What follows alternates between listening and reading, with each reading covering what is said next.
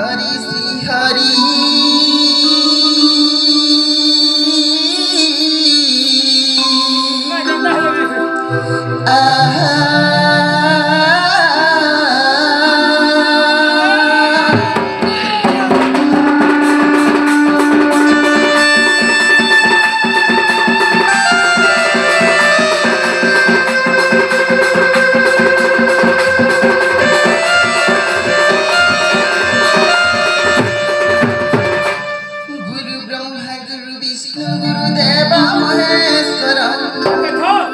साक्षात् परम ब्रह्म तस्मै श्री गुरवे नमः नमः।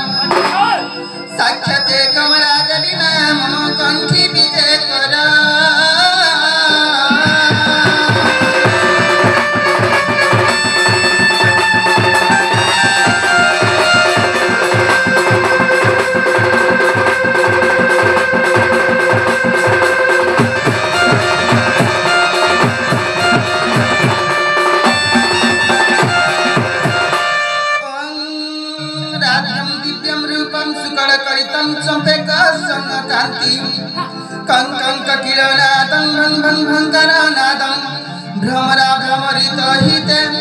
जातु छंकट क्षण पाय मंजुळे जातु राधानी कुंजे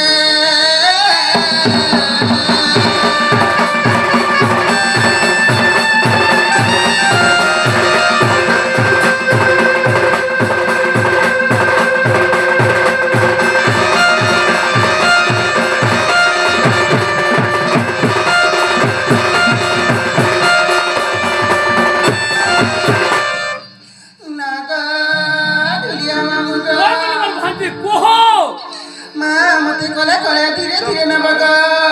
मोटा जान चुका है बुदा मोटा दिस रे तबाको लटकी बा मा मनोनी स्नान जा सेंट गेल ग